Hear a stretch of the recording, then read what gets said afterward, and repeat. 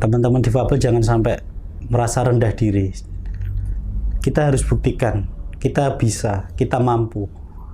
Jangan jadikan kekuranganmu untuk mengiba dari orang lain.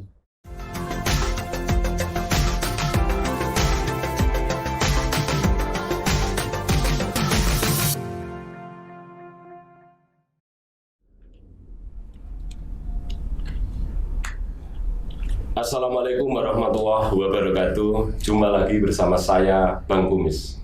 Kupas masalah dan isu. Saudara-saudara, para sahabat Bang Kumis, hari ini saya sengaja menghadirkan saudara-saudara kita yang tergabung dalam Forum Komunikasi Disabilitas Kabupaten Kudus, yaitu seorang ketua, Mas Risman Yulianto atau dipanggil akrab dengan sebutan Mas Wawan, dan sekretaris FKDK yaitu Mas Suryo yang biasa dipanggil dengan Mas Kencur.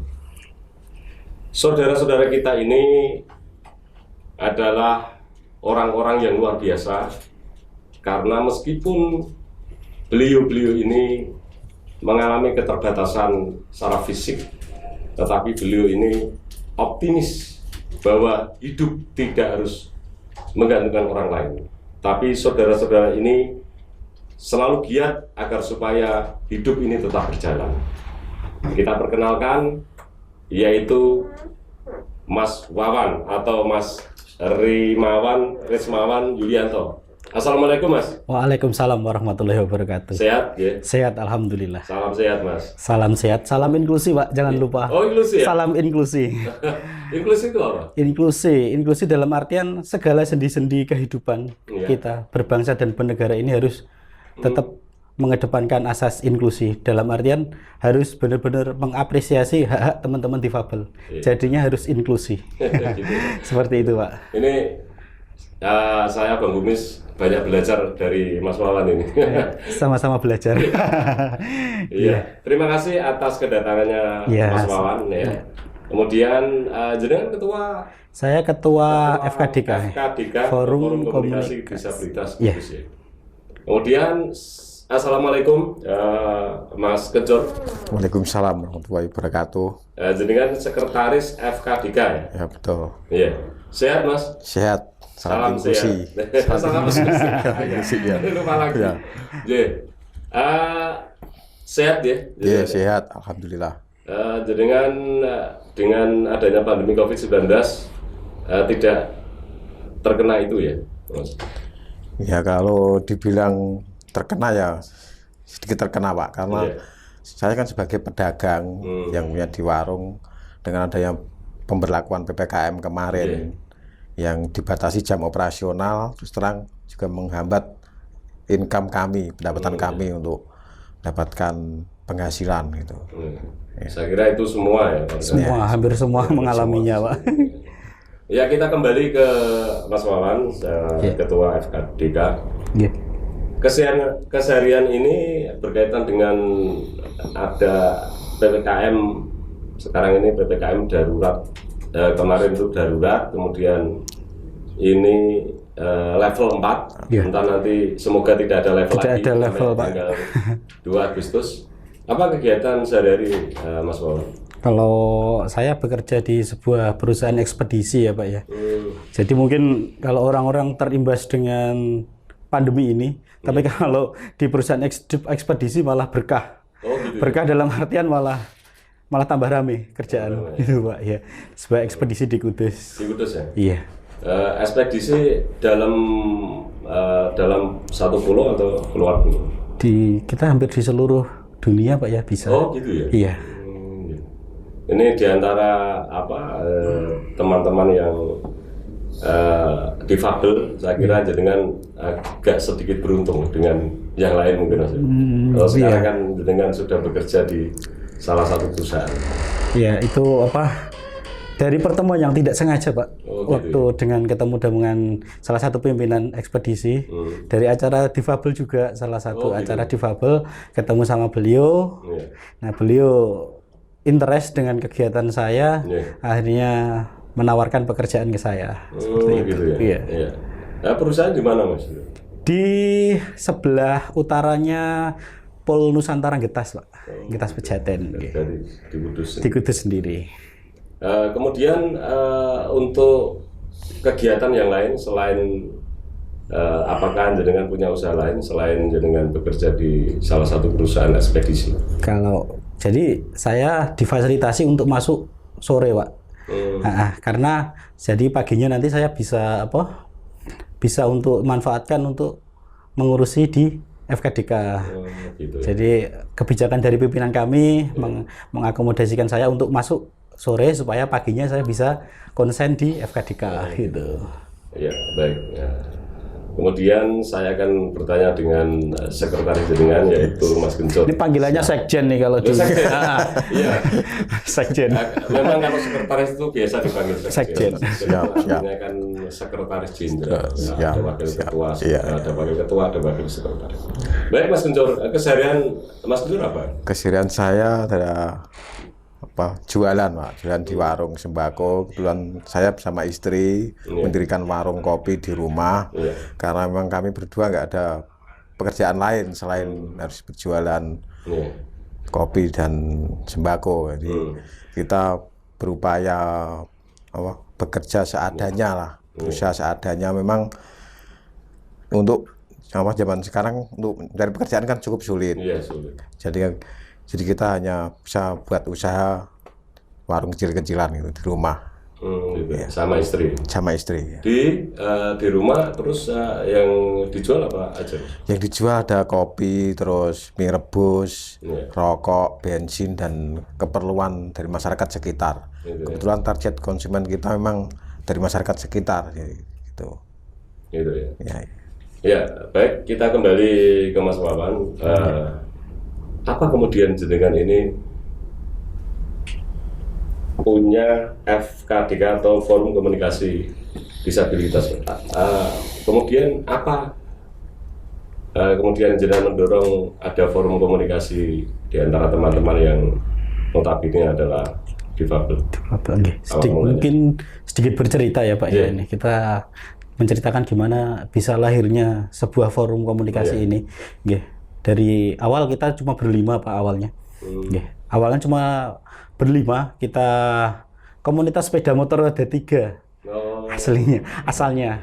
Jadi kita sering touring, komunitas sepeda motor Roda 3 ini sering touring ke luar kota. Pernah ke Purwokerto, Banyumas pernah. Tapi karena jadi kita sebenarnya prihatin. Kita prihatin melihat kondisi difabel di Kabupaten Kudus, Pak. Kita prihatin karena sebenarnya kita dari awal kita tidak mau dikasihani ya. Kita difabel nggak mau dikasihani. Kita cukup diberikan ruang dan kesempatan kita untuk berkembang. Nah, dari keprihatinan itulah jadi akhirnya kita sepakat berlima ini kita bikin sebuah forum komunikasi, sebuah pergerakan yang benar-benar bisa memperjuangkan hak-hak teman-teman difabel di Kabupaten Kudus. Karena dari awal kita prihatin melihat kondisi teman-teman difabel di Kudus ini sering terjadinya diskriminasi terhadap teman-teman, sering kita dipandang sebelah mata, sampai pun kalau bahasa saya bilangnya kita dianggap konco wingkeng Pak kalau saya bilangnya. Jadi konco wingkeng itu bagi orang-orang yang mungkin belum mengerti ya. Kalau yang bermoral baik saya kira. Kita kalau saya bilang saya kadang merasa konco wingkeng. Jadi ada saat kita dibutuhkan saja. Nah, jadi itulah kita lahir FKDK tahun 2014 awal bulan November kita. Berarti baru 2014 berarti baru 6 tahun. 6 tahun 7 tahun ya. Ya, akhirnya lahirlah itu FKDK sampai sekarang dari 5 orang sekarang sudah menjadi 110 orang. Dari berbagai latar disabilitas. Jadi anggota kami itu ada yang mohon maaf ada yang tunanetra, ada yang tunarungu, bahkan ada yang anak-anak dengan Down syndrome, autis. Kita ada semua Pak.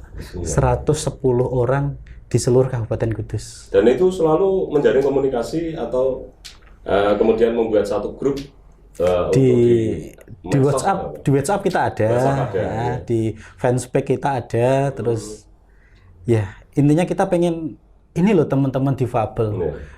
kita pengen eksis, kita pengen dihargai. Dalam artian dihargai keeksisannya gitu Pak. Jangan sampai kita itu dipandang sebelah mata. Difabel itu harus selalu dikasihani, diberi bantuan. Tidak. Difasilitasi. Diarahkan. Dikasih kesempatan supaya kita itu berkembang dengan sesuai dengan kemampuan kita. Gitu. Baik. Apakah FKDK ini ada cabang atau pusat di daerah, cabang di daerah atau pusat di Jakarta ada? Jadi kalau di FKDK itu kita regional di Kudus, Pak. Oh gitu ya. Nah, kita nggak ada, kalau mungkin organisasi lain ada turunan dari Jakarta. Nah, kita regional di Kudus. Dan alhamdulillahnya tahun 2016 kita sudah diakui di Kemenkumham. Kita gitu sudah ada akte hukum, kita sudah ada akte notaris. Jadi organisasi resmi. Dari sisi legalitas alhamdulillah kita sudah lengkap semua. Mas Wawan, saya mendengar jenengan dan kawan-kawan yang tergabung dalam FKDK itu, katanya ada apa itu, ada organisasi ini berjalan untuk bisa membantu sesama disabilitas, bahkan sampai menyumbangkan berupa sembako atau apa keperluan apa, betul itu? Iya, jadi sekali lagi keprihatinan kita Bang Kumis ya, dari awal kita melihat teman-teman difabel ini, apalagi yang disabilitas berat, mohon maaf, yang harus 27 tahun, beberapa tahun di tempat tidur terus, mereka nggak bisa aktivitas tanpa tersentuh bantuan apapun, tanpa ada perhatian dari pemerintah apapun. Dari situ keprihatinan kita. Siapa tahu dulu Mas, ini agar supaya siapapun yang melihat ini, baik itu para sahabat Bang Kumis ataupun pihak-pihak terkait yang punya tanggung jawab, punya kewajiban, agar supaya saudara-saudara kita yang sekarang ini kurang beruntung karena secara fisik, mohon maaf, tidak sama dengan kita orang-orang yang secara fisik itu normal. Semoga terketuk hatinya Mas Wawan dan Mas Kencur saat ini sedang kita wawancarai. Semoga ini menjadi referensi, menjadi acuan untuk bisa membantu. Teruskan Mas Wawan. Ya, dari keprihatinan itu Pak, akhirnya jadi kalau di kami setiap bulan kita ada pertemuan rutin. Setiap bulan kita ada pertemuan rutin. Nah, isinya kita di pertemuan rutin itu kita saling bersinergi, kita saling bertukar pikiran, kita saling membahas masalah difabel di Kabupaten Kudus itu apa. Kita saling sharing. Nah, di dalam pertemuan rutin itu juga teman-teman ada namanya kita kaleng muter, Pak. Koin. Tempatnya bergantian. Tempatnya bergantian, jadi modelnya itu anjang sana. Jadi seluruh anggota itu nanti kebagian tempatnya. Jadi itu di samping itu kan kita pengen mengenalkan, oh ini loh difabel. Ternyata mereka kok bisa kompak, bisa membantu. Bisa saling membantu. Ini kalau orang yang normal tidak membantu kan harusnya malu, Mas. Ya, terus ya itu dari kaleng koin itu Pak. Jadi setiap pertemuan rutin sebulan sekali itu teman-teman secara ikhlas mereka mendonasikan, mereka membantu teman-teman yang disabilitas berat itu tadi, supaya sama kayak kita bisa mandiri. Nah, paling tidak secara moral itu memberi semangat ya teman-teman yang lain ya. Kalau jenengan masih bisa beraktivitas, misalkan Mas Kencur juga punya usaha meskipun usahanya hanya kecil untuk makan sehari-hari, tapi kalau tidak kan ada sumber penghasilan. Yang namanya orang punya keterbatasan fisik tentu beda dengan orang yang normal. Maka jenengan ini kemudian menjadi motivasi, menjadi dorongan supaya mereka-mereka yang sehat secara fisik itu kan seharusnya meniru dengan apa yang jenengan. Kalau mungkin dari bahasa saya Pak, tidak ada batasan kita untuk berbagi. Jadi kalau kita mau berbagi tidak harus melihat ekonomi kita, tidak harus melihat keadaan fisik kita. Tapi yang penting dari niat kita. Jadi kalau dari bahasa saya tidak ada batasan kita untuk berbagi. Ya termasuk teman-teman difabel. Saya akui teman-teman difabel sosialnya sangat tinggi sekali Pak. Karena saya cerita ini Pak ya, pernah di daerah Kesambi Pak. Jadi seorang anak lahir sampai umur 27 tahun. Selalu di kamar tidur terus. Tidak bisa berkomunikasi, tidak bisa kemana-mana. Dia lumpuh total, Pak. Kalau itu kan dikategorikan disabilitas berat kalau kita ini. Nah, pada saat kita silaturahmi ke sana, ibunya menangis. Saya tanya, kenapa Bu? Gitu. Saya terharu Mas melihat jenengan gitu. Sedangkan anak saya seperti ini. Ibu itu bercerita. Saya tanya, Bu, pengen jenengan ibu itu apa pengennya? Gitu. Saya nggak pengen apa-apa Mas. Cuma pengen anak saya itu berobat gratis. Itu di Kudus Pak, di daerah Kesambi. Nah, dan selama ini kan memang ada kartu sehat itu. Nah, ya itu yang saya sayangkan Pak. Dari tidak sampai sana. Tidak sampai ke sana. Nah, jadi setelah itu saya mohon izin ke ibunya, Bu, ini saya mohon izin, saya up di media sosial kami, kayak gitu. Akhirnya setelah saya up di media sosial kami, akhirnya mereka berbondong-bondong, pemerintah kabupaten berbondong-bondong dibikinin KTP, dibikinin KIS. Jadi kalau viral baru bergerak, istilahnya kalau baru viral kan gitu. Nah itulah kita sayangkan, makanya kenapa sih harus kita sendiri yang ini gitu loh Pak? Seharusnya tugas mereka. Ada dinas sosial. Tapi saya nggak mau ini, mungkin ya mereka juga punya keterbatasan seperti itu Pak. Tapi kan memang itu kan ada ketua RT, ada perangkat desa, seharusnya tahu. Iya. Nah, kemudian untuk Mas Kencur, kemudian jenengan bisa masuk dalam forum komunikasi penyandang disabilitas itu ceritanya gimana Mas? Ya ceritanya gini, kalau saya melihat seorang disabilitas itu perlu dukungan dari keluarga Pak, atau Bang Kumis. Karena begini, kalau keluarga menghalangi atau menutupi, itu sudah menghambat masa depan mereka. Satu contoh, saya sendiri waktu masih kecil, orang tua saya bergerak supaya saya bisa sekolah, harus minimal sekolah SLTP lah. Karena saya akui di sini cukup kesulitan untuk kategori kondisi saya untuk masuk sekolah di sini. Akhirnya orang tua saya mencari informasi sekolah di Solo waktu itu, khusus penyandang disabilitas. SLB itu ya? RC, Rehabilitasi Sentrum. Ya, seperti SLB lah. Ya seperti itu. Tapi itu pusat hampir seluruh Indonesia, itu besar sekolahnya. Nah di situ saya mulai terbangun mental saya, pengalaman saya, terus bisa keluar, bisa menghadapi dunia luar dan kumpul dengan teman-teman. Saya bisa membayangkan banyak teman-teman yang mereka nggak punya pengalaman apapun, nggak takut menghadapi dunia luar ataupun mentalitas mereka down.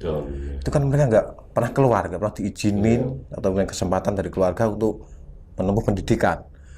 Kalau hanya bicara pendidikan itu mahal, sebenarnya tidak mahal. Kalau memang dari orang tua, keluarga, terus dari teman-teman mendukung, lingkungan mendukung, mereka bisa sama dengan yang lain, bisa berkumpul. Dan setelah saya keluar dari Solo, mental saya terbangun, pengalaman saya juga bertambah. Mohon maaf saya potong, untuk di Solo itu sekolahnya jenengan sampai tamat apa itu? SLTP. Ya, di situ kan juga ada keterampilan. Setelah SLTP juga disiapkan keterampilan sesuai minat dan bakat. Kebetulan saya waktu itu memilih memahat waktu itu. Terus saya ukir ya. Terus saya setelah pulang dari Solo, saya tempuh lagi pendidikan di Jogja. Ya. Karena saya orangnya itu nggak suka duduk di rumah, berdiam diri di rumah, kesepian. Saya nggak suka, saya harus keluar kota. Dan waktu itu saya sekolah di Jogja, mengambil jurusan yang sama, saya dalami, saya sempat magang dan kerja di Jepara waktu tahun 2006 kalau nggak salah. Dan setelah tahun 2006 saya juga ada kerja di Solo lagi, waktu itu buat gitar di Pasar Kliwon, Kecamatan Pasar Kliwon, Komplek Keraton di situ ya. Dan di situ setelah itu saya kenal dengan istri saya di Jogja. Pada waktu istrinya itu orang Jogja, karena waktu saya sekolah di Jogja. Tapi mohon maaf, istrinya normal ya? Alhamdulillah normal ya, normal karena pada waktu itu adalah gempa Jogja tahun 2006. Di mana di tempat yayasan saya itu kan ada tempat sebagai bentuk gimana ya, untuk menampung pasien, pasien Jogja. Kebetulan keluarga dari istri saya adalah korban gempa, dirawat di sekolahan saya itu namanya Yakom, di Yakom itu Jalan Kaliurang. Dan situ saya mulai kenal, terus kami mendalami satu sama lain, saling menerima, dan kita berkomitmen untuk hidup bersama. Nah, di sini saya mau menggarisbawahi bahwa seorang disabilitas itu nggak bisa berdiri sendiri tanpa dukungan keluarga. Jadi kalau ada keluarga yang mempunyai seorang disabilitas, ABK, anak kebutuhan khusus, jangan ditutupi, terus sembunyikan, atau malu atau apa, jangan. Harus ditonjolkan, asah kemampuan mereka. Setiap manusia itu punya sisi kelebihan. Iya, betul. Saya melihat begini, kalau di kebanyakan orang yang berpendidikan tinggi, orang Cina-Cina itu mempunyai keluarga yang disabilitas, mereka nggak sembunyikan, mereka nggak malu, jadi mereka malah diajak mau ke mall, jadi untuk memperkenalkan lingkungan. Ya, di sini saya belajar, wah, kenapa kita nggak bisa seperti mereka, yang kita malu itu apa? Ini kan ciptaan Tuhan, sama-sama ciptaan Tuhan, dan Tuhan nggak mungkin salah menciptakan makhluknya gitu. Jadi kalau ada keterbatasan, pasti ada kelebihan gitu. Jadi poinnya cuma itu. Jadi peran keluarga sangat penting kalau saya rasakan seperti itu. Baik, Mas Gencur. Kita kembali ke Mas Wawan. Untuk Mas Wawan sendiri sudah berkeluarga ya? Sudah. Sudah. Punya anak berapa? Belum ada. Belum ada. Jadi ketemu istri saya itu di FKDK, Pak. Gitu ya. Istri saya juga difabel. Orang difabel. Tapi bekerja juga. Bekerja. Alhamdulillah sudah punya toko sendiri. Ya, jadi ya jualan gitu. Jadi di mungkin rumah? ya di rumah. Mungkin sedikit menambahkan dari apa yang disampaikan Mas Soro ya, Pak ya. Jadi terkadang hambatan teman-teman adik-adik disabilitas ini tuh berkembang itu kadang malah dari orang tuanya masing-masing. Ya terkadang mungkin mereka malu, mereka kasihan. Akhirnya mereka menyembunyikan anaknya di rumah. Nah itu terkadang yang malah menghambat kemandirian teman-teman adik-adik ini semua. Nah, padahal tidak ada manusia yang ingin lahir seperti teman-teman yang disabilitas. Seharusnya memang itu jangan sampai kemudian disembunyikan, karena mereka, setiap manusia itu punya potensi masing-masing. Ada kelebihan, ada kekurangan. Orang yang non sewu normal seperti saya sendiri pasti ada kekurangan dan ada kelebihan. Belajar, Mas. Nah dari apa? Terkadang juga hambatan dari teman-teman ini dari keluarganya itu tadi, Pak, menghambat kemandirian teman-teman. Makanya, nah pada saat kegiatan kami yang Jumat Berkah itu, salah satunya adalah pendampingan kepada keluarga teman-teman disabilitas, keluarga adik-adik disabilitas ini untuk berkembang, untuk memberikan kesempatan adik-adik ini untuk minimal sekolah, menimba ilmu, biar mereka bisa mandiri, mereka bisa hidup sendiri tanpa bergantung kepada orang lain. Terus menambahkan juga waktu beberapa kali kegiatan Jumat Berkah kami, Pak. Jadi saya sampaikan di sini juga ya. Setiap Jumat di FKDK itu ada namanya kegiatan Jumat Berkah. Jadi Jumat Berkah itu kita berbagi, kita sharing, kita melakukan pendampingan untuk teman-teman disabilitas yang kurang beruntung. Nah, kemudian itu untuk, karena berkaitan dengan pertemuan, menghadirkan banyak orang, teman-teman, itu ada anggaran dari donatur dari luar, dari pemerintah, atau dari orang-orang yang yang notabene ingin membantu, apa enggak? Kalau untuk selama ini selama pertemuan rutin yang setiap bulan kami itu, Pak ya.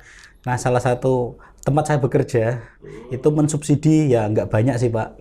Tapi beliau memang konsen membantu kita.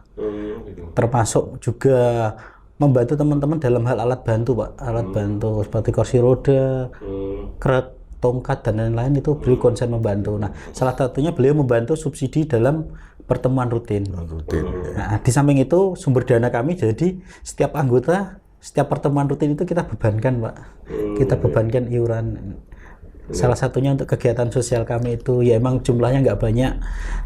Kalaupun mereka tidak punya, kita tidak usah paksakan untuk Yang penting kita ikhlas mereka ada.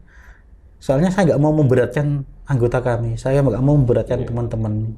Tetapi gini Mas Wawan, bukan masalah apa yang harus kita berikan, tetapi ketika jenengan membuat satu forum komunikasi dan kemudian ada pertemuan di antara teman-teman yang notabene adalah penyandang disabilitas, mereka itu hatinya menjadi kuat.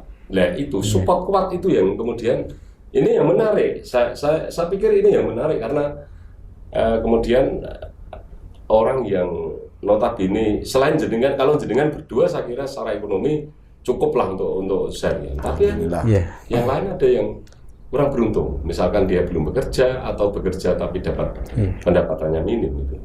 Nah, kita tidak paksakan dia untuk berarti kita ketempatan kan kita pertemuan rutin Anjang sana. Kalau memang dia merasa keberatan kita tidak paksakan, Pak.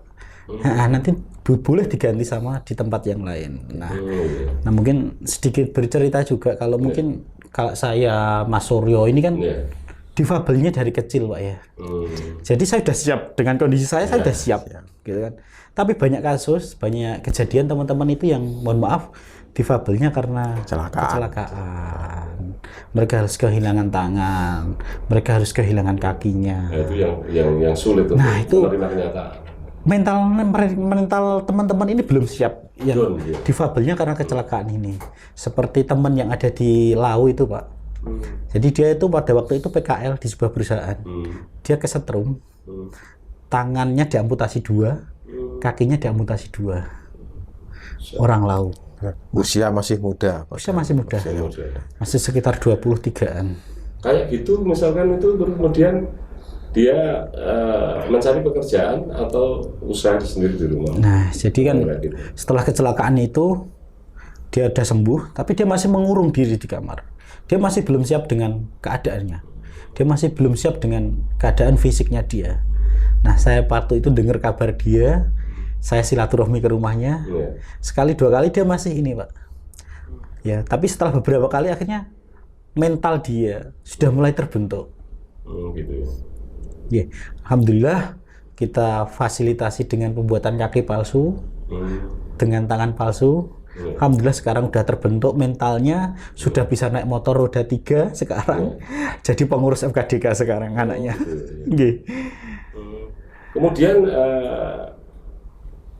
sekarang ini kan ada virus corona melanda Indonesia dan dunia ya. Belakangan ini di Kudus ini kan kemudian yang terpapar itu meningkat ya, drastis meningkat. Apakah teman-teman dari FKDK itu ada yang terpapar kemudian di rumah sakit? Iya, alhamdulillahnya belum ada ya. Sampai sekarang belum ada saya terima konfirmasi. Itulah kelebihannya. Banyak yang orang normal tapi pada kena COVID, teman-teman enggak. Gitu. Jadi mungkin gini Bang Kumis ya, kita udah dulu waktu kecil kita udah terpapar virus polio. Bisa jadi dunia sengsara kan kita enggak. Jadi mungkin virus coronanya udah takut sama virus polio duluan. Tapi karena kita bahas berkaitan dengan imun tubuh, kita minum kopi dulu, Mas. Iya. Bukan masalah Mas Kencur. Siap. Saya ini kalau bahas, menurut saya orang yang ada keterbatasan itu memang hati saya ini agaknya nyeng gitu. Saya bisa membayangkan. Jadi selama pandemi ini ya Bang Kumis ya, kalau saya perhatikan di luar orang banyak berdebat, saya paling terdampak. PKL lah, mohon maaf tanpa mengesampingkan profesi-profesi tersebut ya Bang Kumis ya. Mereka bilang saya paling terdampak dari teman-teman PKL, tukang ojek, apa dan lain-lain. Sekali lagi tanpa mengesampingkan profesi tersebut, kalau kita boleh berdebat, yang paling terdampak adalah teman-teman difabel. Kenapa? Teman-teman difabel ini dengan keterbatasan fisik mereka, mereka cuma punya satu mata pencaharian, mereka cuma punya satu keterampilan.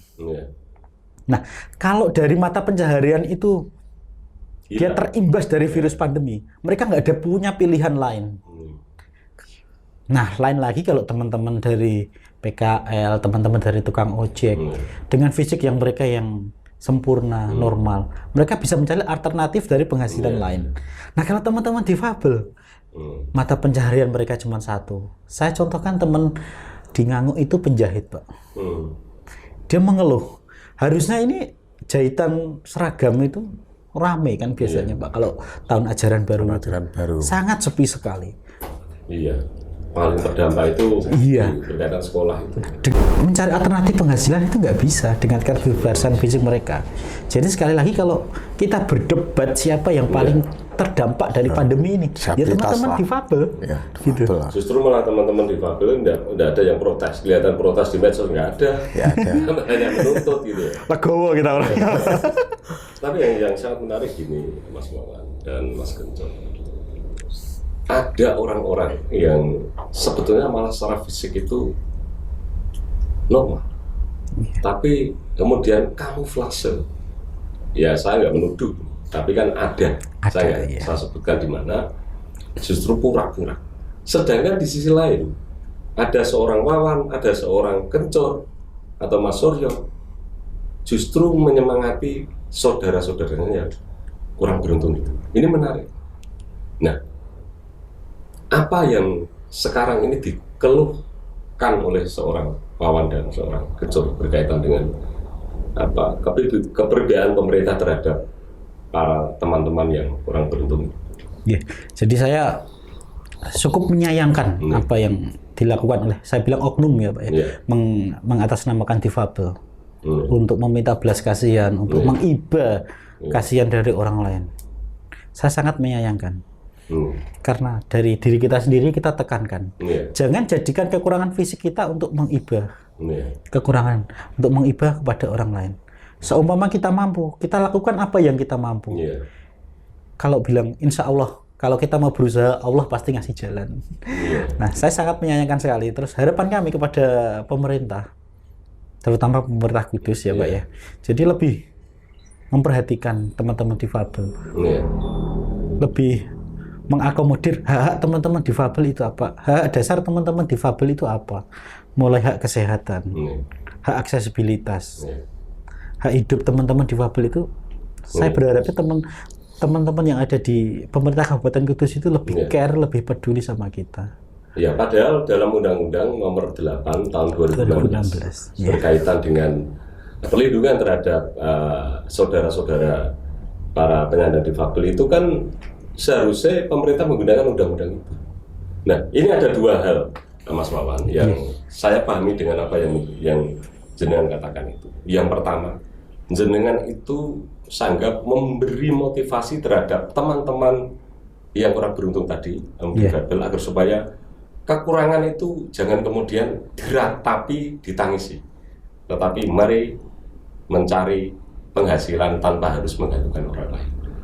Di satu sisi yang lain, yaitu mengkritik pada sebangsa dan setanah, terkhusus di Kudus, bahwa jenengan yang kekurangan secara fisik saja semangatnya bukan main. Ada yang orang normal itu malas-malasan. Nah, ini yang menarik. Bagaimana tanggapan Mas Kencor berkaitan dengan itu? Ya, kalau saya sendiri kan gini, saya juga awalnya juga pesimis bagaimana ke depan saya dengan kekurangan saya, apakah saya mampu seperti teman-teman yang lain. Ya, tapi karena saya keluar kota dengan pengalaman yang ada, ternyata masih ada yang di bawah kita. Dan mereka bisa berusaha dalam kondisi yang lemah di bawah kita, mereka bisa berusaha. Kenapa saya yang merasa di atas mereka, saya nggak berusaha seperti mereka? Jadi saling menginspirasi kalau saya melihat. Jadi teman-teman bisa disabilitas itu saling menginspirasi satu sama lain. Jadi mengangkat mental mereka untuk bangkit, untuk berusaha. Jadi supaya tidak ada, katakanlah seperti yang Pak Mis tadi katakan, harus turun ke jalan, mengibah. Jadi kita support mereka, kita bantu mereka, karena dengan bersama kita mampu menghadapinya. Karena istilahnya slogannya seperti itu. Bersama kita bisa, bukan kampanye nih. Bersama kita bisa. Jadi seperti itu. Jadi saya berharapnya bahwa teman-teman tetap semangat, tetap saling support, saling menginspirasi. Cuma itu. Baik, Mas Kencor. Kita kembali ke Mas Wawan. selama ini apakah pemerintah Kabupaten Kudus terkhusus dan pemerintah Republik Indonesia sudah berpihak kepada saudara-saudara para penyandang disabilitas? Kalau dalam segi keberpihakan, harusnya dari pemerintah, dari kabupaten, mereka berpihakan dalam hal kebijakan. Benar ya Pak ya? Seperti lagi yang jenengan utarakan itu tidak butuh bantuan uang tunai, tapi ada kebijakan yang bisa memberi jalan untuk kaum disabilitas bisa bekerja gitu. Lanjut, nah, seperti apa yang mungkin sudah nyata gamblang di dalam Undang-Undang Nomor 8 Tahun 2016 tentang penyandang disabilitas, bahwa salah satu pasalnya menyebutkan bahwa 1% jumlah pekerja di perusahaan harus ada penyandang disabilitas. Sedangkan untuk badan usaha milik daerah, badan usaha milik negara itu harus minimal 2% harus ada penyandang disabilitas. Nah, ternyata undang-undang yang sudah diketok sama wakil-wakil kita ternyata implementasinya belum ada. Gitu ya. Bahkan kalau di Kudus yang notabene kota industri ya Pak ya. Kalau saya bilang dengan banyaknya perusahaan besar di Kudus itu ternyata belum mengakomodasi apa yang ada di undang-undang itu. Padahal hanya kalau di Kudus, kita bicara Kudus itu kan hanya 111. Itu yang di anggota kami. Yang di anggota. Yang di luar anggota? Di luar mungkin kalau jumlahnya kalau yang kemarin kita ini yang aktif ya Pak ya, yang bisa ini sekitar 327 orang Pak. Yang terdaftar? Yang terdaftar di Dinas Dukcapil. Sekitar 327 orang. Kalau hanya misalkan mengarahkan atau memberi pekerjaan mereka itu kan, kalau hanya segitu kan, ini kan hanya kemauan. Tergantung kemauan dari ininya. Terus ini biar didengarkan oleh pihak-pihak terkait, yaitu satu Bupati Kudus, Pak Hartoko, dan kemudian para anggota dewan yang notabene adalah representasi dari masyarakat, rakyat yang dulu memilihnya. Ini saya mengingatkan Mas Biar, saya selalu mengingatkan karena melalui wawancara di podcast kami, yaitu Bang Kumis ini memang kita mengupas masalah dan isu agar supaya kalau yang belum terdeteksi atau belum terungkap, kalau orang yang belum tahu bahwa ini perlu banyak orang tahu, kita memang sengaja kita ungkap di sini. Tidak mendiskreditkan salah satu orang, tapi paling tidak orang ini bisa tersalurkan melalui podcast kami, gitu. Mencari solusi. Nah, ambil ngopi, pokoknya ngopi. Nah, aku ketemu Mas Wawan kalau Mas Gencur ngopi terus. Mantap. Yes, saya gawe kemanisan. Turunnya saya gawe kemanisan nih. Mas Faizin ya, Mas Imron harus terhadap Mas Imron. Ini anak-anak muda nih. Jadi kalau kita boleh berbicara sebelum terbentuknya FKDK itu Pak, hampir sama sekali kita nggak pernah dilibatkan dalam setiap perencanaan pembangunan di Kabupaten Kudus. Hampir bisa dipastikan pemerintah Kudus AB terhadap hak-hak teman-teman difabel. Nah, setelah apakah sudah pernah usul atau menyampaikan aspirasi melalui forum atau melalui anggota dewan atau melalui dinas terkait atau melalui desa? Nah, mulai setelah terbentuknya FKDK di tahun 2014-2016 kita udah legalitasnya sudah ada semua. Jadi mulai itu kita udah mulai kita mulai mengedukasi stakeholder yang ada di Kabupaten Kudus yang berkaitan langsung, yang bersinggungan langsung dengan teman-teman difabel. Dengan cara? Audiensi Pak. Audiensi. Kita udah beberapa kali audiensi dengan DPR, dengan Dinas Sosial.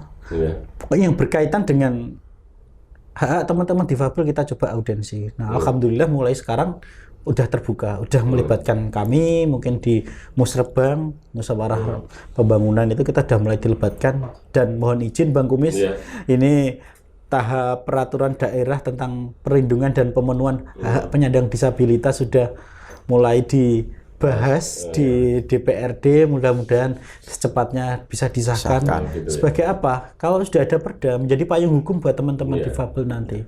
Mungkin bukan buat saya, buat adik-adik saya, buat adik-adik disabilitas yang ada di Kabupaten Kudus. Kita berharapnya Kudus, harapan kami Kudus bisa menjadi Kudus yang inklusif, Kudus yang ramah difabel. Seperti itu Bang Kumis. Apakah untuk fasilitas misalkan ya di tempat-tempat umum atau kita misalkan ya naik di lift atau Ya, tempat umum yang seharusnya memang ada fasilitas untuk teman-teman difabel, apakah sudah belum cukup ramah. di Kudus? Belum ramah. Kalau saya bilang, Ramah, ya? Ya. kalau dari persentasenya, Persentase. 10%. Itu pun gedung-gedung yang baru dibangun setelah lahirnya FKDK. Gitu. Setelah kita Satu beberapa contoh kali audiensi. Pendopo satu contoh kemarin. Jadi pengalaman yang pendopo kabupaten itu, Pak. Iya. Waktu musrebang pertama itu kita diundang. Tapi karena di situ sistem Tangga.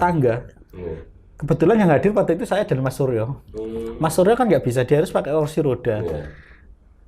Nah sini Mas Suryo itu harus dibopong naik ke pendopo. Padahal itu kan rumah kita, rumah Iya. ini. Nah akhirnya Pendopo itu memang rumah rakyat. setelah kita kritisi, alhamdulillah baru dibangun. Udah jadi sekarang. Nah kembali lagi ke fasilitas umum yang ramah difabel. Iya. Kalau presentasinya 10% Gitu ya. dari segi trotoar. Iya. Sekarang kita perhatikan ya, trotoar di Kabupaten Kudus dengan dibangunnya dengan Biaya yang besar. biaya yang bermiliar-miliar, tapi asas pemanfaatannya tidak ada. Dia bikinnya berundak. Terus gimana nasib teman-teman kami, Mas Suryo yang pakai kursi roda, nasib teman-teman difabel yang harus tunanetra. Pernah kejadian itu Pak, Iya. Bang Gomis, saya pulang dari kerja saya lihat teman-teman tunanetra itu. Jadi karena dengan kondisi trotoar itu, mereka akhirnya jalan di pinggir jalan. Membahayakan keselamatan dia juga pengendara yang lain. Nah, terkadang oke, sudah dibangun sesuai dengan asas pemanfaatan, asas inklusi itu tadi. Trotoar kalau saya contohkan di Jalan Menur sama di Burian itu. Tapi sekali lagi, itulah salahnya mereka tidak melibatkan teman-teman difabel, melibatkan kami dalam perencanaan pembangunan. Itu building block itu kalau kita perhatikan di trotoar itu ada keramik kuning bergaris itu Pak. Nah itu untuk penanda teman-teman tunanetra. Jadi dia untuk pakai tongkatnya itu, untuk berjalan tongkatnya itu. Parahnya lagi, itu dari building block itu menabrak ke tiang listrik sama pipa pam. Tengahnya ada tiang listrik sama pipa pam. Apa itu nggak membahayakan dari teman-teman? Seharusnya untuk supaya aman, Mas. Supaya aman, itu malah membahayakan teman-teman. Kemudian setelah dikritisi oleh Forum Komunikasi Disabilitas, kayak belum dibongkar masih. Masih. Iya. Kemarin sudah sampaikan pada saat saya public hearing. Kebetulan kemarin saya public hearing, saya sampaikan seperti itu. Ya mudah-mudahan ada tindak lanjut. Soalnya di situ dekat dengan ini Pak, ada sekolah khusus luar biasa di Pendowo itu untuk teman-teman tunanetra. Sering sekali melalui jalan itu. Nah, saya berharapnya setelah mungkin podcast ini, saya berharapnya kepada pemerintah Kudus, terutama Dinas PUPR ya Pak ya, untuk mengkaji kembali, untuk bisa merenovasi dan terus kembalikan hak kami, supaya hak aksesibilitas, supaya kami bisa seperti teman-teman yang lain. Terutama fasilitas umum, fasilitas publik. Saya berharapnya bisa mengakomodasi hak kami. Sebenarnya kita nggak minta pengen yang lebih, kita cuman cukup difasilitasi. Iya, kalau apa yang Jenang katakan tadi kan bahwa teman-teman yang tergabung dalam Forum Komunikasi Disabilitas Kabupaten Kudus itu kan yang aktif itu 111-an ya. Kemudian 111. Ada yang tidak aktif, totalnya kira-kira di Dukcapil itu 320-an. Ini kalau pemerintah berpihak kepada saudara-saudara kami yang notabene adalah penyandang disabilitas, itu saya kira nggak sulit loh. Karena anggaran berapa sih yang kita keluar? Selama ini FKDK ini pernah dibantu pemerintah? Ya dalam bentuk hibah Pak, itu pun juga jumlahnya juga nggak seberapa. Terus bentuknya uang, dalam bentuk hibah uang. Terus ya untuk apa? Ekonomi kreatif teman-teman, untuk bantuan ekonomi kreatif untuk teman-teman. Nah kalau dari jumlah segitu kita salurkan per tahun kan otomatis tidak mencukupi lah Pak. Seharusnya ditambah gitu ya. Iya, kita harapannya bisa Dinas Sosial sama anggota Dewan yang notabene adalah wakil panjenengan mendengarkan ini, kemudian nanti memperjuangkan itu. Kemudian Mas Kencor, jenengan itu jualan di punya toko di rumah ya. Kemudian apakah di masyarakat jenengan itu ada yang menyinggung perasaan ketika jenengan itu berkomunikasi atau dalam forum-forum misalkan ada kelompok-kelompok orang yang berkumpul seperti halnya di desa misalkan, apakah ada yang menyinggung perasaan dari jenengan? Ya alhamdulillah nggak ada ya, karena dari kecil saya ini kan selalu berbaur dengan teman-teman yang normal ya. Jadi alhamdulillah di lingkungan sudah menerima kondisi keadaan. Jadi kalau hanya ngobrol kadang saling ejek anggap hal biasa. Karena saya sudah niatnya juga tidak menghina. Ya, karena bercanda. Jadi kami nggak ada konflik yang terlalu berkepanjangan dengan lingkungan. Dan saya menganggap bahwa lingkungan sudah menerima kondisi dan keadaan saya. Karena memang dari kecil saya sudah berbaur dengan teman-teman yang normal. Terus dengan tetangga, orang tua dan semuanya. Jadi nggak ada perbedaan. Jadi saya merasa bersyukur karena perkembangan seorang disabilitas itu juga dukungan dari lingkungan. Kalau lingkungan tertutup, ini juga bisa menghambat kreativitas seorang disabilitas, mentalitas dan semuanya. Jadi lingkungan juga mempunyai peran yang cukup aktif mengenai masa depan teman-teman disabilitas. Jadi kami sebagai satu pengurus FKDK kadang kami mencoba untuk tonjolkan ke masyarakat umum bahwa ini disabilitas. Jadi tidak usah kaget atau tidak usah malu. Jadi kalau seorang sudah biasa dengan teman-teman disabilitas, orang itu nggak pernah merasa aneh atau kagum gitu loh. Karena ya orang yang tidak pernah keluar, orang yang nggak pernah muncul di masyarakat, ini akan membuat kagum dan membuat minder seorang disabilitas itu sendiri. Satu contoh, mungkin orang yang nggak pernah keluar dan tetangga atau lingkungan nggak pernah melihat teman itu sendiri seorang disabilitas, dia kan kagum. Kok aneh, kok itu. Jadi dia tambah down. Tapi setelah kita berbaur, semakin kita berkomunikasi dengan lingkungan, dengan teman-teman, perasaan disabilitas, perasaan keterbatasan itu hilang. Kita merasa normal sama seperti mereka. Jadi itulah yang saya alami dan alhamdulillah kalau untuk teman-teman normal juga banyak. Jadi nggak ada yang membedakan atau menyinggung, walaupun ada ya cuma anggap bercanda. Iya. Baik Mas Guntur, kita kembali ke Mas Wawan. Nah, untuk Mas Wawan sendiri di lingkungan bagaimana Mas? Apakah baik-baik saja atau kadang menemui hal-hal yang kemudian menyinggung perasaan Mas Wawan? Iya, mungkin ya kalau singgungan kecil-kecil ya pasti kita pernah mengalaminya ya. Apalagi mohon maaf kalau dulu waktu saya kecil, Bang Kumis ya, ketemu orang di jalan, ketemu orang hamil di jalan, ya sering mohon maaf mengelus-ngelus perutnya. Tapi nggak masalah buat saya, karena setiap orang siapa sih yang mau terlahir seperti ini, kan gitu. Tapi itu menjadi pelecut semangat buat saya. Dengan kekurangan saya harus tunjukkan saya bisa. Dengan semangat saya, insya Allah saya harus bisa. Saya harus bisa lebih dari orang-orang yang normal. Itu semangat saya. Jadi saya pengen dengan disabilitas ini, saya nggak mau kita terus mengibar, mengambil orang lain. Kita yakin kita pasti bisa. Baik. Gitu. Mas Wawan, apa yang belum tercapai keinginan dari seorang Wawan? Keinginan saya yang paling dari dalam hati saya paling dalam, saya pengen lihat teman-teman difabel yang ada di Kudus ini, terutama di Kudus dan di Indonesia semuanya, itu bisa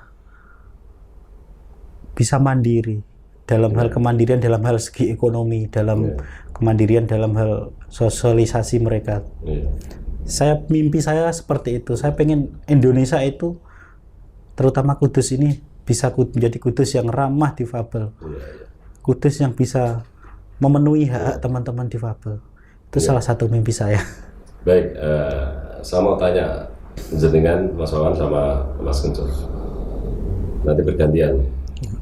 Apa yang paling pengalaman hidup apa yang kemudian jenengan sebagai orang yang punya keterbatasan fisik yang paling terburuk dan kemudian menjadi sampai sekarang dipikir bahwa ini adalah hidup saya yang paling buruk menurut Mas Wawan?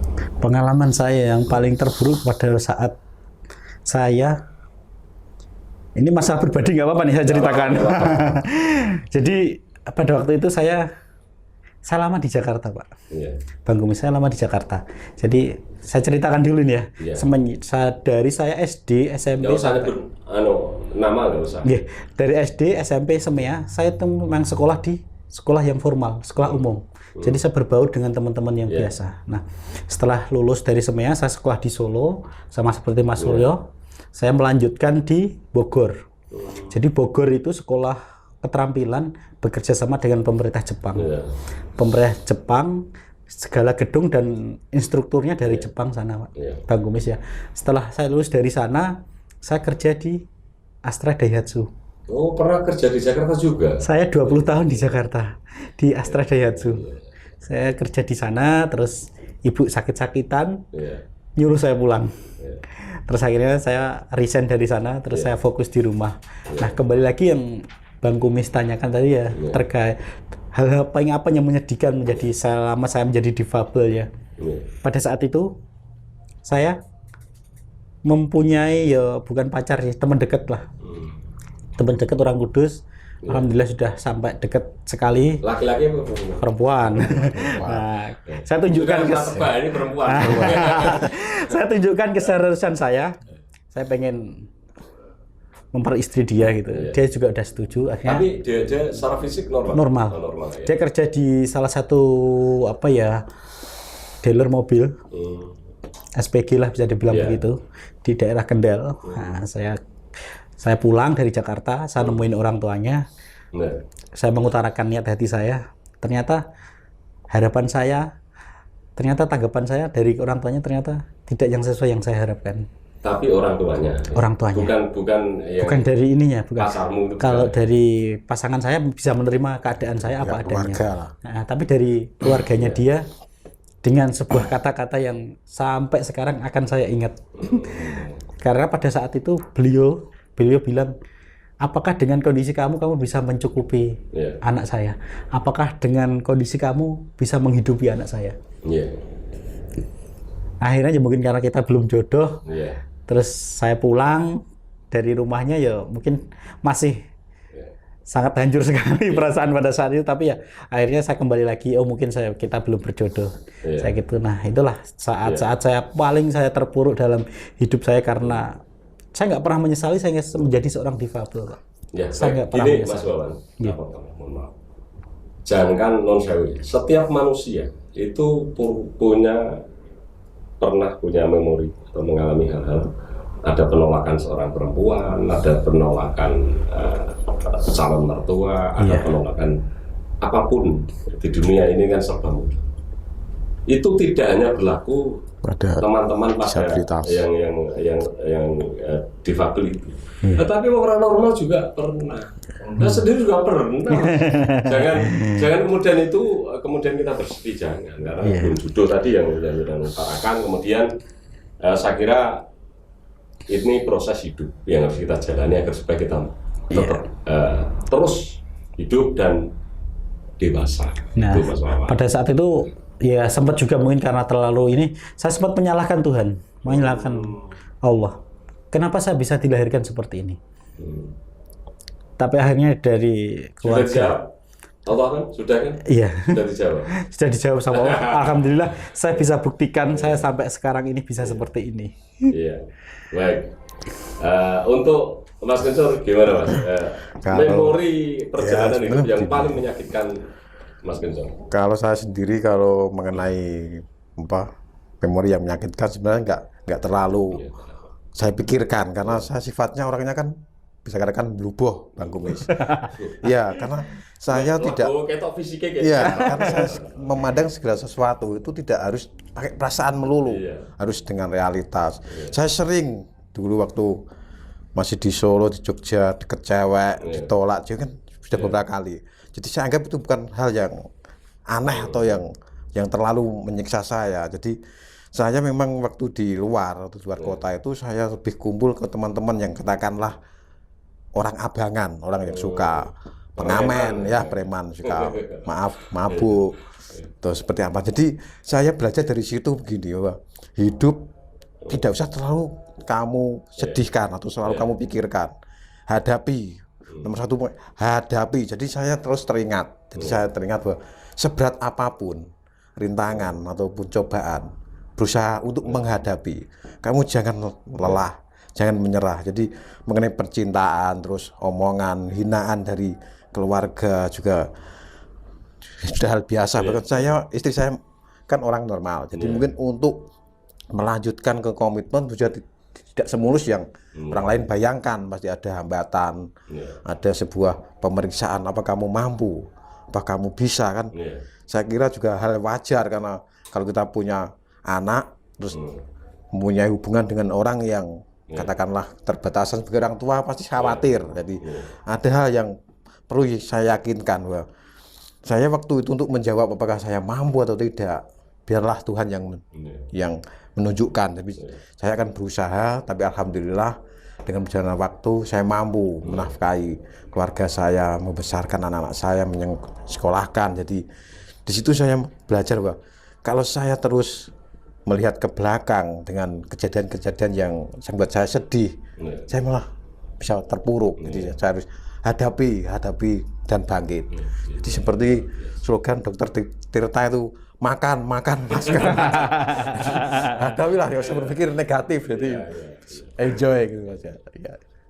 Baik, ini kita sudah hampir 1 jam kita wawancara. Mungkin nanti masih ada 2 yang saya minta, yaitu yang pertama mutu hidup, dan kemudian nanti kalau belum bisa semua diungkapkan, kemudian yang terakhir nanti closing statement dari jenengan berdua. Apa yang menjadi moto hidup seorang wawan? Ya, saya pengen motivasi saya, moto hidup saya adalah dari awal saya tekankan kekurangan saya, ketidakmampuan saya dalam hal fisik. Kekurangan saya dalam hal fisik, jangan sampai jadikan saya lemah, jangan sampai menjadikan saya untuk mengiba dan meminta belas kasihan dari orang lain. Saya pengen menunjukkan ini loh seorang difabel, ini loh seorang wawan yang bisa dan mampu untuk memberi arti dan memberi manfaat kepada orang lain. Baik, seperti itu. Apa yang menjadi moto hidup? Kencung. Kalau saya sendiri ini moto hidupnya itu simpel, Bang Kumis. Jadi buat segalanya jadi mudah. Jadi seperti tadi, jadi tidak perlu terlalu, ya mungkin karakter saya memang sekarang suka bluboh itu tadi ya. Jadi apapun yang saya profil pokoknya aja gitu. Yang penting positif, tidak bertentangan dengan kebijakan birokrasi pemerintah dan hukum. Jadi seperti itu.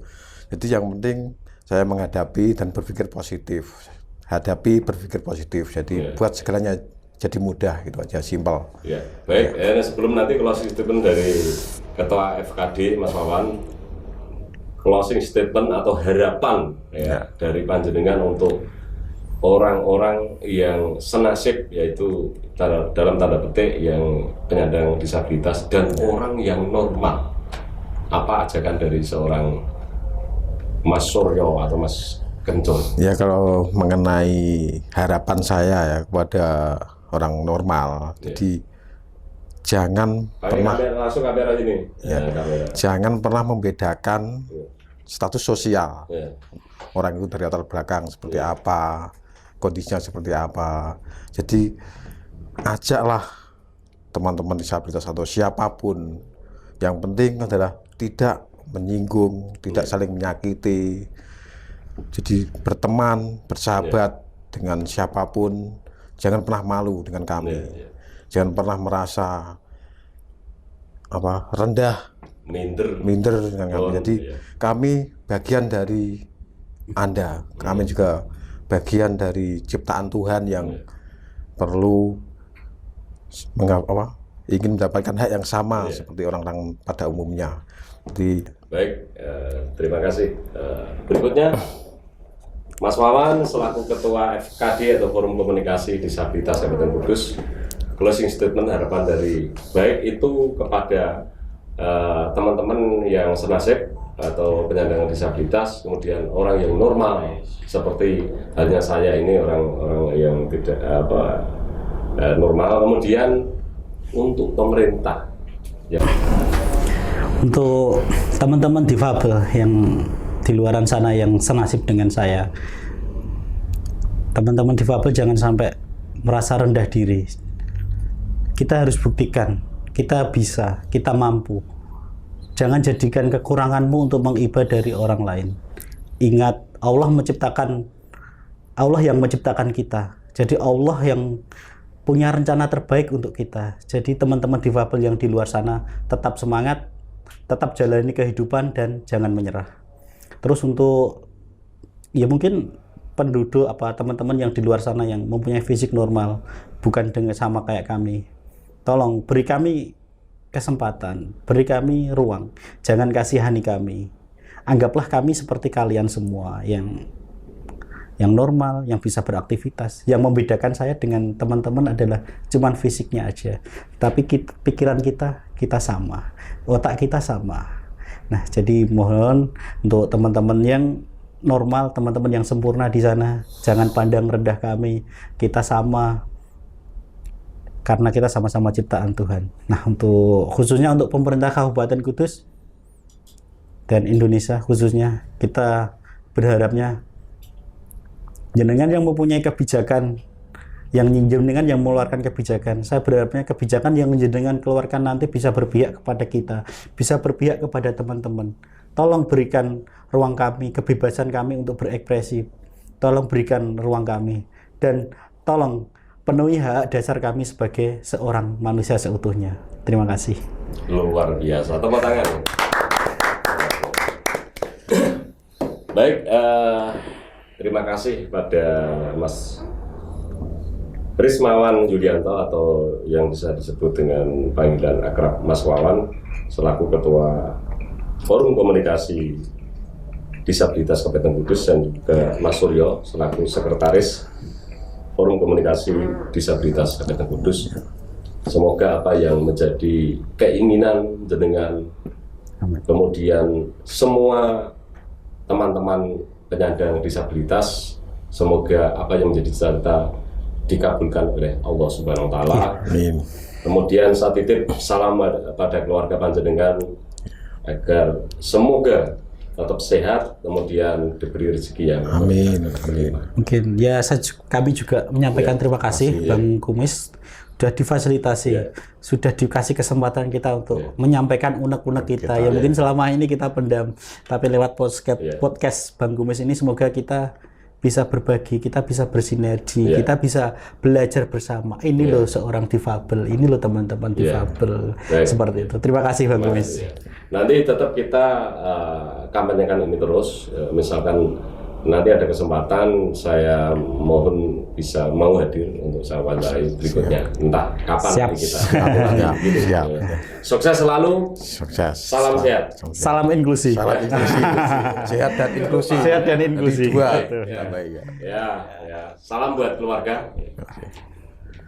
Baik, saudara para sahabat Bang Kumis, itu tadi wawancara dengan teman-teman dari Forum Komunikasi Disabilitas Kabupaten Kudus atau bisa disebut dengan FKDK, yaitu bersama Ketua Mas Rismawan Yulianto atau Mas Wawan dan juga Mas Suryo atau Mas Kencur. Semoga ini bisa bermanfaat untuk bisa memotivasi kita sebagai manusia yang sama-sama hidup di dunia ini. Apa yang dikatakan oleh Mas Wawan dan Mas Kencur tadi bahwa menginspirasi kita semua, baik itu yang teman-teman yang saat ini kurang beruntung karena mempunyai keterbatasan fisik maupun yang normal seperti saya dan teman-teman kru. Semoga ini nanti bisa didengar oleh pengambil kebijakan dan juga diperjuangkan oleh teman-teman anggota dewan yang notabene adalah representasi dari masyarakat yang memilihnya. Dan ada pepatah mengatakan bahwa Allah Subhanahu wa Ta'ala tidak memberikan apa yang kau inginkan, tetapi Allah akan memberikan sesuai dengan kebutuhan Anda. Jangan lupa like, subscribe, share, dan bunyikan lonceng channel Bang Kumis. Semoga kita bertemu di lain kesempatan. Terima kasih sahabat Bang Kumis. Wassalamualaikum warahmatullahi wabarakatuh. Salam sehat.